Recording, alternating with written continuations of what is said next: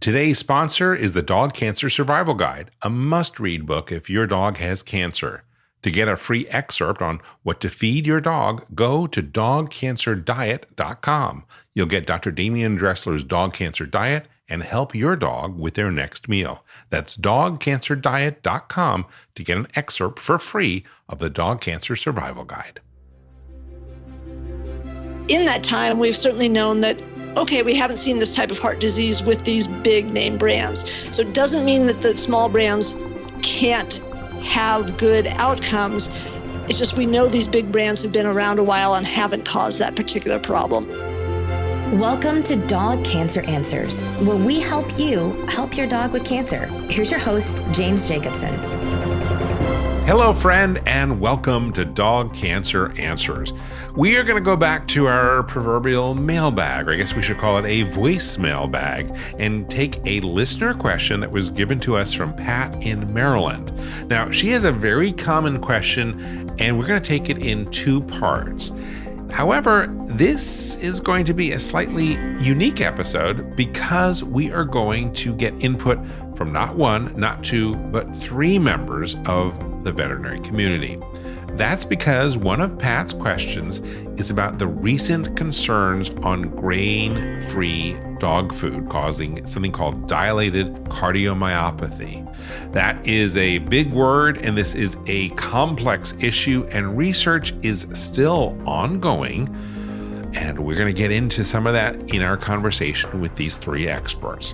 First up, to answer Pat's questions, we are joined by our chief medical editor, Dr. Nancy Reese, who has been a practicing veterinarian for 3 decades now and also has a master's degree in preventative veterinary medicine and a PhD in epidemiology. Then after Nancy, we will be joined by our integrative oncologist, Kendra Pope, for some details on the relationship between diet and heart issues in dogs. And then finally, we turn to our associate producer and a licensed veterinary technician, Kate Basedow, to break down what the veterinarians have said and to give you some practical advice on how to make diet choices for your dog. So to start off, we are here with Dr. Nancy Reese to answer Pat's first question. It relates to why her vet didn't find the dog's cancer. Hi, this is Pat from Valley Lee, Maryland. I have 2 questions. One, how come my vet has not been able to determine that my dog had cancer and was dying? In a short amount of time, one of my dogs had her teeth cleaned, and 5 days later, she died from hemangiosarcoma. And my other guy had a completely clean bill of health, and a week later, I found him home dead, both golden retrievers. Okay, Dr. Nancy, what say you about why didn't my dog find this cancer sooner? I was just in there. Boy, I really can relate to how frustrating that is. And being on the other end of that, we really hate to have that type of situation as well. The sudden and dramatic change that hemangiosarcoma in particular can produce, it makes it one of the most frustrating diseases and the thing I dread the most. Probably the biggest problem is that it's a very silent but deadly type of cancer. A lot of cancers have external signs. There may be a lump or bump, or the animal's not eating, or there's some other change. But with hemangiosarcoma in particular, it's hidden so far in. It's often in the spleen or the liver or the heart, and it doesn't cause any functional changes to those organs. So it's not until a tumor gets big enough or ruptures open or starts causing secondary signs that it can easily be discovered. And it's so frustrating and unfortunately incredibly common in golden retrievers. And I have personal experience with that as well. So even with something like blood work, which we're always recommending is, the animal doesn't feel good, we're doing blood work, or the animal's undergoing a dental procedure, we would do blood work to make sure the anesthesia is okay.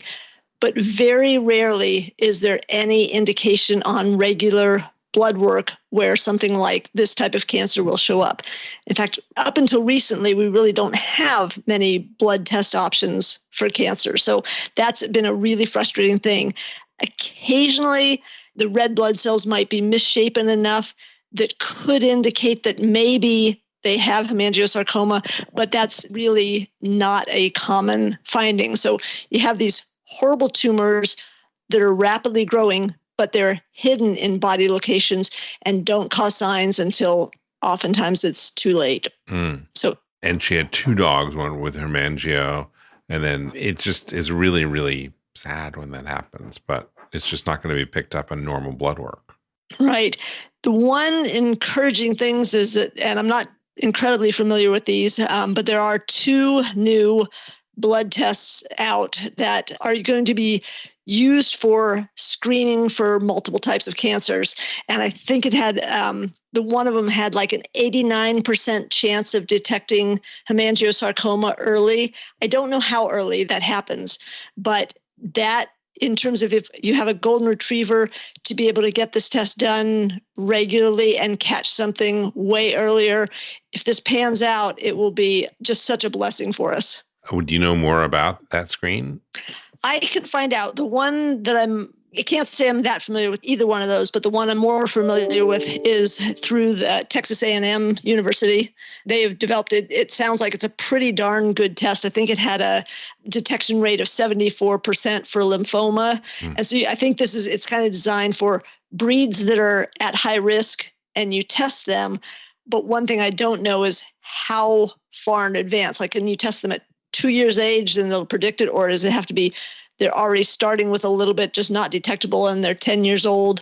So I think it'd be a great thing to look into and potentially have a podcast about that. We should do that. And for now, we will definitely put the link to that Texas A&M information. So if you want to find out more yourself until we do an episode, you can. We'll add that to the show notes. So Pat also had another really interesting question about diet. But first, let's take a break. And when we come back, we'll kind of try to unravel this discussion about kibble and raw and home cooked. We'll be right back. Do you have a dog with cancer? Need a little support? Well, please join us and find a few thousand new friends in our private Facebook group called Dog Cancer Support. Our group is the least judgmental, most helpful and supportive group on the platform, and it is rigorously monitored for kindness. You won't be asked for money or sold anything or ganged up on if someone disagrees with your choices. You will be listened to, empathized with, and given gentle support and solid advice. We average 75% participation for a reason. It's the only place on Facebook that feels like a truly loving group of people.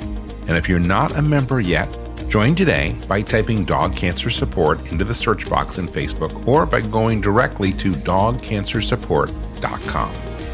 We'll see you there.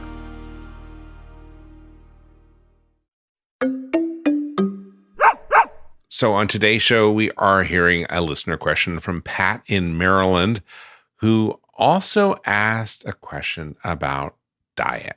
My second question is, what are we supposed to do with the diet issue and the kibble and having to feed them the 5 name brands because of dilated cardiomyopathy, especially with golden retrievers?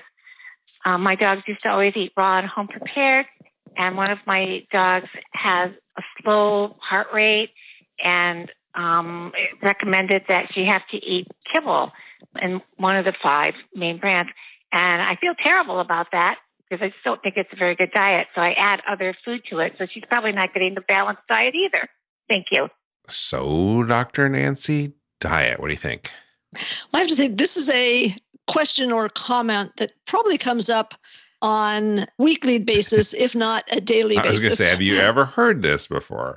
Absolutely.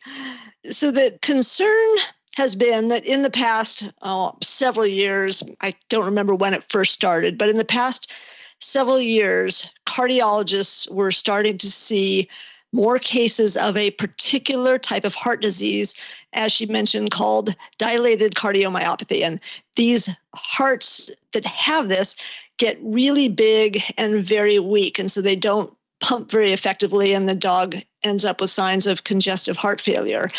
Now, we know that some breeds are more prone to the traditional dilated cardiomyopathy, and golden retrievers have to be on that list, sadly, and there's some other breeds as well. But the cardiologists were starting to see more cases of this in young dogs or even middle-aged, but of breeds that were not typically associated with it. So they started thinking, well, there has to be something in common with these different breeds that's leading to this heart disease. And through investigation and the start of the scientific process, which we've talked about before, they started trying to focus on, could it be something environmental or toxic or dietary? And the finding was that in a large majority of these new types of dilated cardiomyopathy, that they were on grain-free diets. And big thing is that it doesn't mean that every dog on a grain-free diet is going to develop it. So there's got to be some probably cofactor that's involved, that they're sort of narrowing it down. The latest thinking is that it might be peas and lentils used as a substitution for grain, that there might be a higher incidence in those particular types of diets. They're trying to add it in substitution of grains. And, again, don't know if is it those ingredients themselves, or are they blocking the absorption of something else that's important? There's things like taurine that's important for hearts, and they thought, well, maybe these dogs have low taurine levels, and that doesn't really seem to be the case. But sometimes they'll recommend supplementing these dogs with taurine anyhow, just because, again, we're still trying to figure out what the magic fix is. One of the things that I find fascinating, because I think we as humans do this all the time, is that we start looking at one thing to, quote, blame for something happening. So a lot of the grain-free stuff, I think, started because people said corn was bad. And, my dog's itchy because it's on a corn-based food or a grain-filled food, and the corn has all these bad features. And I honestly don't know whether corn is good or bad.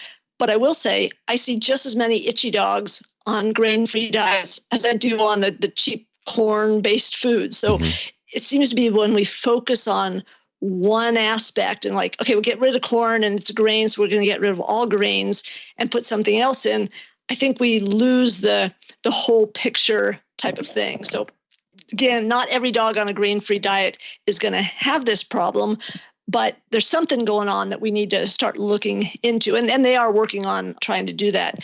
The idea behind, I think she said, the big 5 companies, and it doesn't actually have to be a kibble food. It's often just, the problem seems to be with what they call boutique diets. So some of these potentially small companies that are making these, and they look like really high quality foods when you read the ingredients, but they may not have had the finances and resources available to do significant diet trials for a long period of time.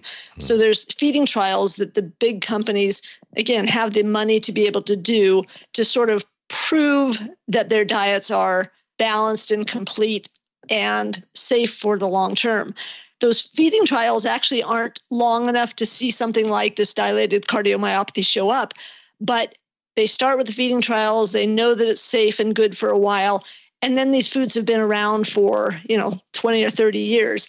So in that time, we've certainly known that, okay, we haven't seen this type of heart disease with these big name brands. So it doesn't mean that the small brands can't have good outcomes.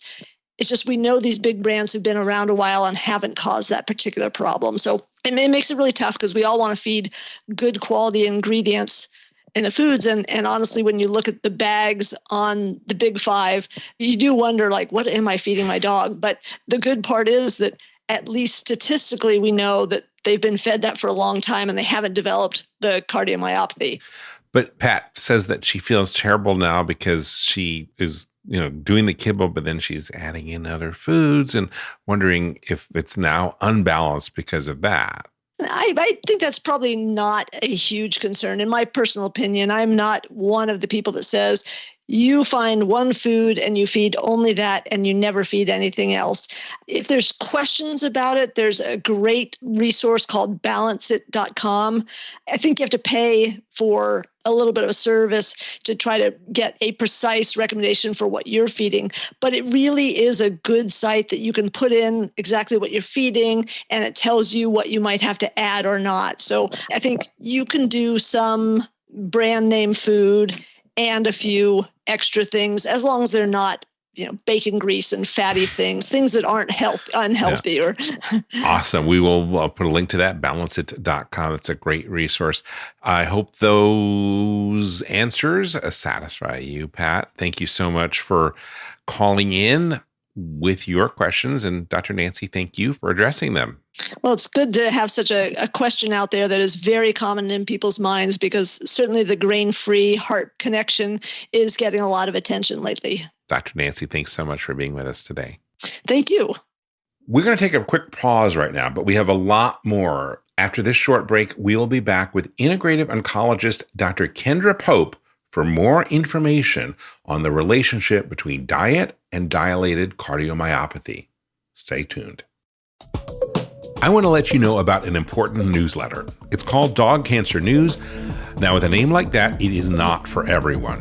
But if your dog has cancer, you will want to subscribe. That's because every issue features articles that will be helpful, such as low-carb dog cancer diet recipes, new clinical trials, financial resources to help pay for cancer care, information on supplements, and lots of other helpful info that your veterinarian may not know or have the time to share with you. Also, when you subscribe to Dog Cancer News, you will get a weekly update on the topics covered on this podcast, along with links and resources. So how much does Dog Cancer News cost? Well, today, you can subscribe for free. It's our gift. For a limited time, you can get a full year's subscription for free, no strings attached. Just go to this website to sign up for the newsletter now, dogcancernews.com. It takes less than 10 seconds to subscribe, and it is totally free. Do it now at dogcancernews.com. We are back with more about what these boutique diets have that might be causing DCM in dogs. I recently spoke with Dr. Kendra Pope, who is an integrative oncologist, about this subject. Dr. Pope, what are your thoughts on this phenomenon of diet-associated DCM in dogs? I always try to really educate my owners so that they can try to circumvent all the information that's online. So the publication that came out about the grain-free diets was mostly related to legume-based pea protein, legume-based grain-free boutique brand diets. The conventional community was unsure why this happened, and so they basically said all grain-free diets that are boutique were in this category. But when you think about it from the holistic community, there's a couple of things that are very obvious to us. So the first one is that legumes are anti-nutrients. It's why that a lot of times you'll see in certain diets, they tell you not to eat beans at all, because there is evidence that they inhibit the absorption of certain amino acids like taurine. So our concern in the holistic community is that probably for a couple of reasons, dogs are meant to eat meat. They're meant to eat animals.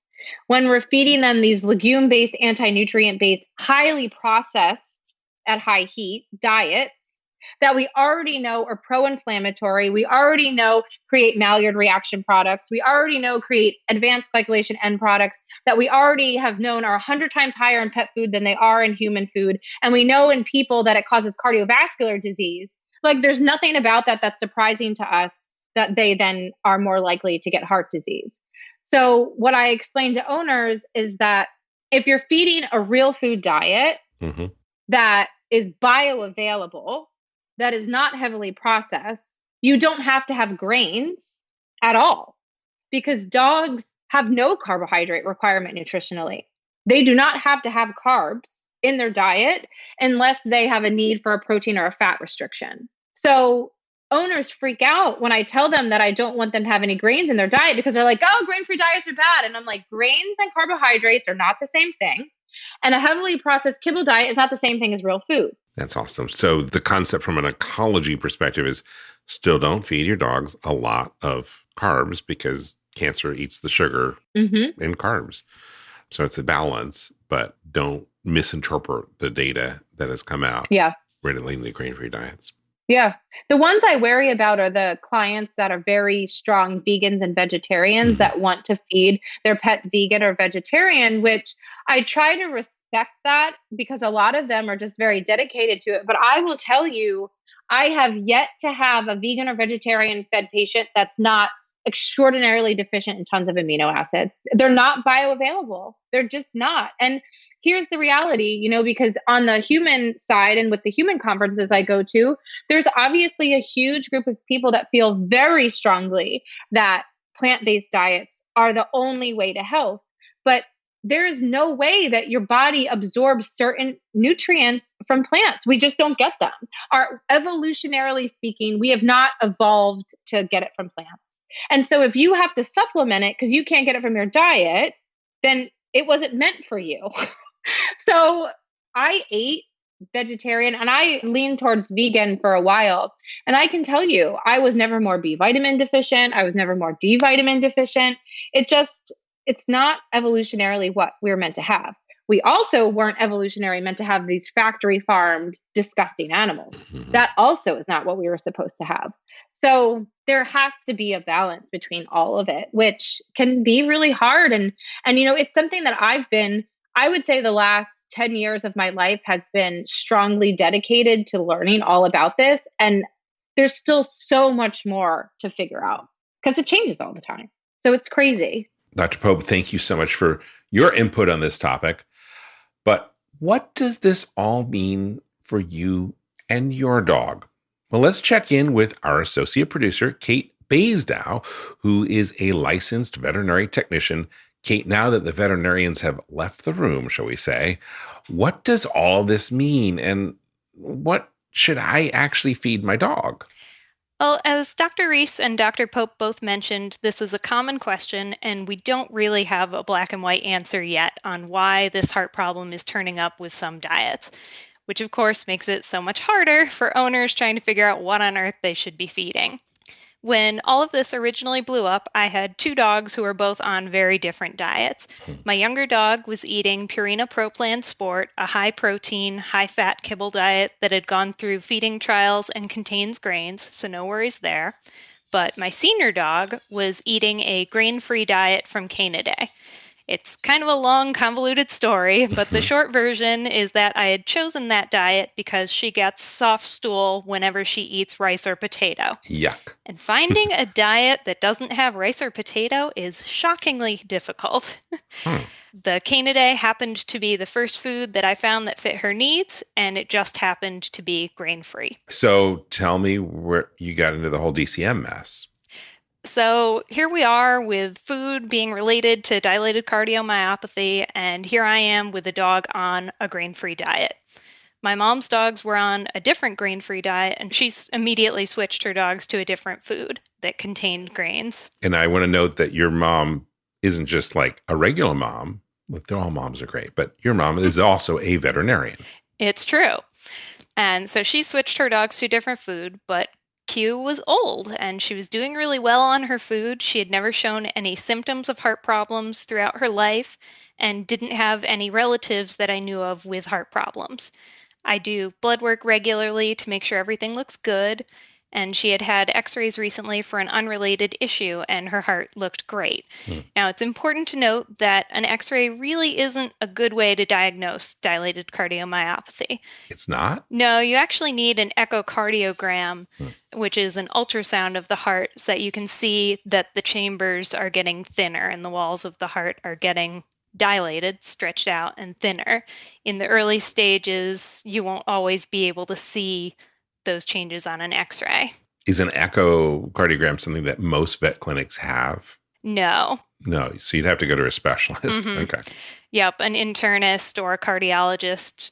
There are some experienced veterinarians who use a lot of ultrasound who are comfortable doing a basic echo on their own, but usually it's going to some sort of specialist. And some of them like actually are traveling echocardiogram specialists who go from vet clinic to vet clinic, like carry their stuff around. At least here in Hawaii. Oh, cool. That's how it works here in Hawaii. Very neat.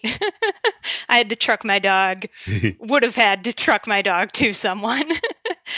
But so she had an x-ray recently, and at least it showed that her heart wasn't in really bad shape. So for her, I decided not to rock the boat.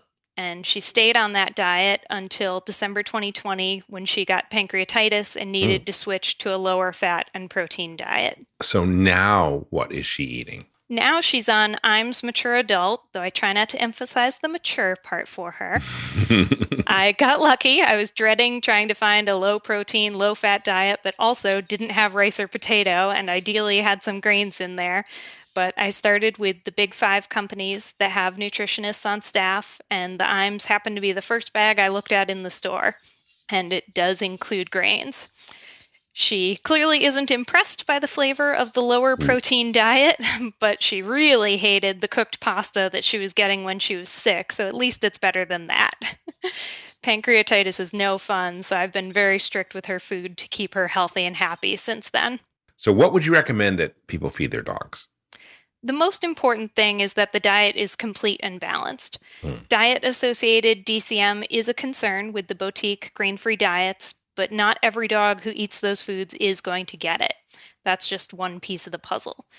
Personally, I am staying away from the grain-free diets going forward until researchers have been able to pin down exactly what is causing this issue.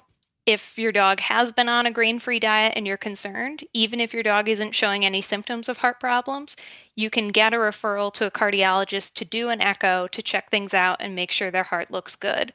And if they do find heart abnormalities at that point, you can immediately switch to a diet that includes grains and then see if they improve over the next 6 months to a year. If you just want to change to a grain-inclusive diet no matter what, go for it. Just do a slow transition so your dog doesn't get diarrhea. And again, that slow thing is really important anytime you make a diet change. Exactly. But if your dog has been doing well on a grain-free diet and there's issues you're trying to balance and you don't want to rock the boat, waiting to make any changes until we have some more concrete answers is okay too. Just keep that potential risk in the back of your mind as something to look for, watch for signs, and investigate if your dog does start to have problems. Now, I know you're not a crystal ball reader, but any idea when we will have more concrete answers about this? Hopefully within the next couple years. A bunch of the veterinary universities are working on it right now. The Tufts Veterinary School has a big nutrition program, and they've been doing a lot of studies. The latest one that they published compares the ingredients in different grain-free diets compared to diets that have grains. And that study is where they kind of zeroed in on the legumes, such as peas and things like that, as a potential cause for these symptoms. But don't throw out all your peas yet. We don't know for sure. We know that there are certain breeds, though, that are known to have an increased risk of heart issues. So Dobermans are definitely a breed that's prone to heart issues, and Golden Retrievers. So if your dog is a breed or mix of breeds known to have an increased risk of heart issues, I wouldn't want to risk it. And I would definitely stay away from diets with legumes and the grain-free diets. If you got your puppy from a breeder, regardless of breed, ask about heart issues in your dog's relatives. Use that family health information to give you an idea of any possible increased risk that your dog might have. That is some really good advice. Now, I love to cook for my dog, but I know that you don't. It's true. I'm not really a cooking person. I don't even cook for myself. That's my husband's job. But some people love making homemade diets for their dogs. You just be sure that you're using a balanced diet. Use either balanceit.com, which one of the doctors mentioned previously, or consult with a boarded veterinary nutritionist to make sure that the diet you're making is complete and balanced. And what about commercial kibbles? Personally, I've been very happy with both the Purina and IMS, and currently have 2 dogs on the Purina Pro Plan, and Her Majesty, the old dog, is eating her IMS and doing well. Love that name. Her Majesty. Yes, and she is. Do you have a shorter version for that, or do you just have to call her Her Majesty all the time? We usually refer to her as that when she's being difficult. Nice. And so what is your mom, the veterinarian, feed? She has kind of been bouncing around between a bunch of different foods. She has fed Purina, IMS, and Eukanuba at points. One of her dogs needs a higher carb count or he has loose stool. So she had gone to the Eukanuba for him, but she kind of rotates it around so that no one is sticking to one thing long term. And her dogs have all been doing well on all 3 of those. And then the other 2 of the big 5 pet food companies would be Hills and Royal Canin. Awesome. Well, Kate, thank you so much for joining us.